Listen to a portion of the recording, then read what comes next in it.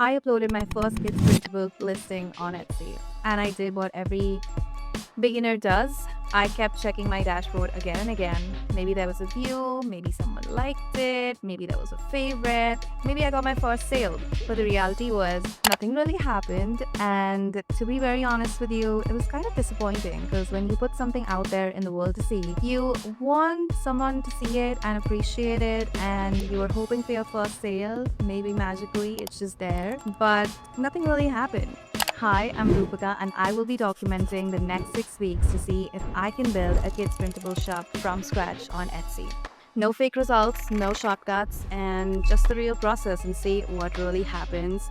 It's not about a success story, it's about the quiet parts and see what the real journey of starting a kids printable shop could be.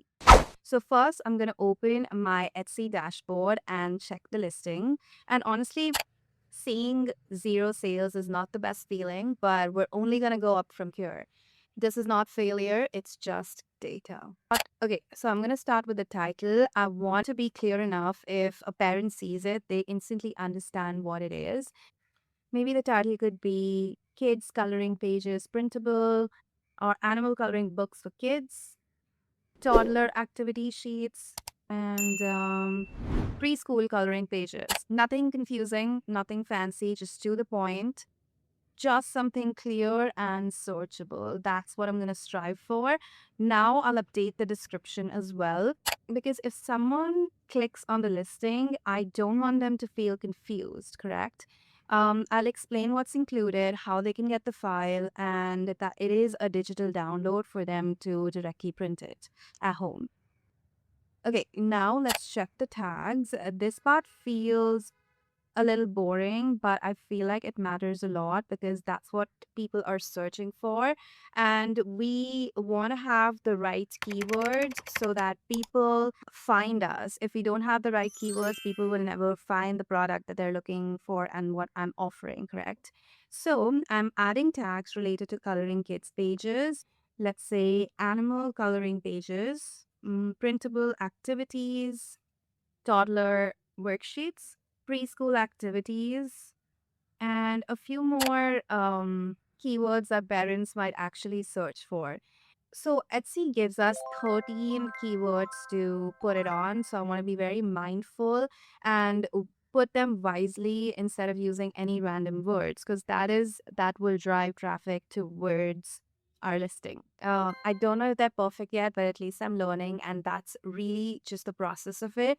Okay, now let's look at thumbnails again. And something that I'm realizing is that the product may be good, the listing may be good, but if the thumbnail doesn't make people stop, then we've lost the battle there and then, because you only get a split second for you to catch people's attention, because people on Etsy are scrolling fast. They want something that catches their eye and they click on it, and that's the game. Boom, they click on your listing. So I want to make the thumbnail very, very clear for them to understand that this is what I'm offering.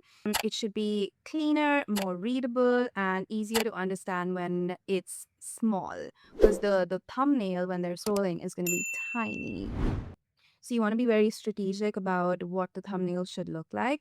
Okay, this one already feels much better. But I also realized one more thing. One product is probably not enough for a listing or a Etsy shop to look legit. I feel like we should have one more. I can't expect a brand new shop with one listing to suddenly start getting sales.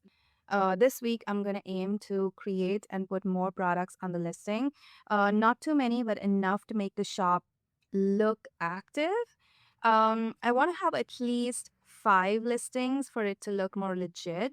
So I'm gonna go back to Canva and start creating another coloring book pages pack. I want to make sure that when I'm creating this, I am not looking for perfection. I'm just looking for something simple to the point, and everything doesn't have to be perfect, because perfection is somewhere I feel like a lot of people get stuck, and then I feel like the shop will never go live if I keep changing things.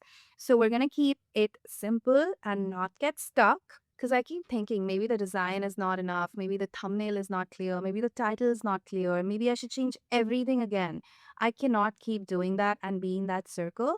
So today we're choosing progress over perfection. We'll keep it simple and we keep going.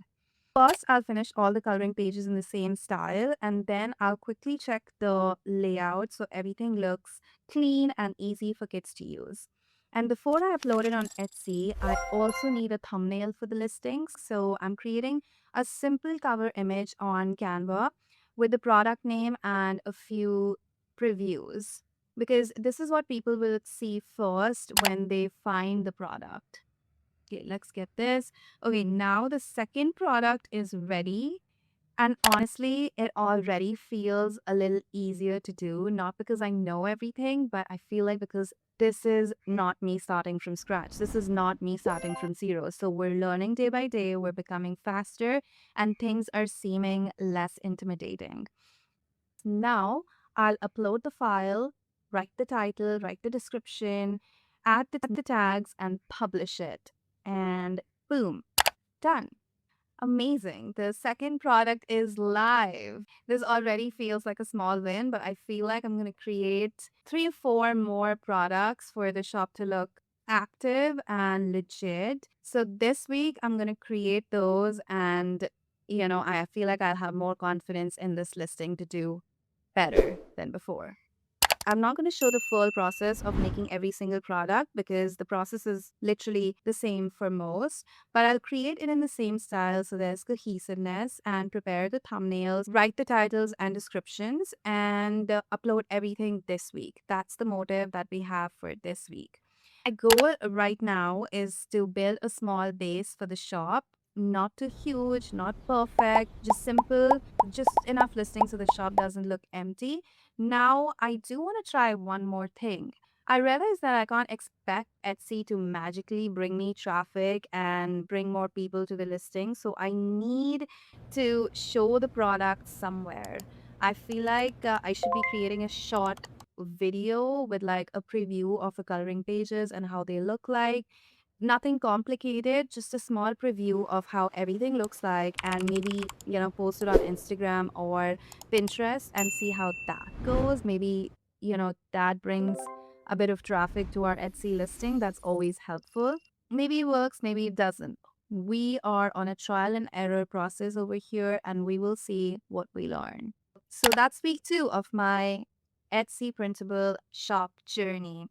No big success yet, no final sale yet, but we keep going.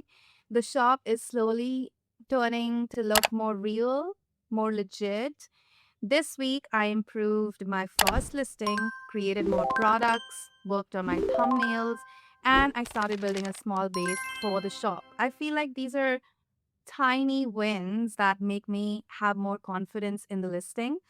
And honestly, I'm learning it's not just about creating products on Etsy or making printables. It's also about understanding what people search for, how your product looks in the shop, and how to slowly start getting your first few views. Next week, I'll see if these changes made any difference, and I'll try to bring more traffic to the shop. So if you want to see if this Etsy shop made its first sale or not, subscribe and follow me in this journey from zero.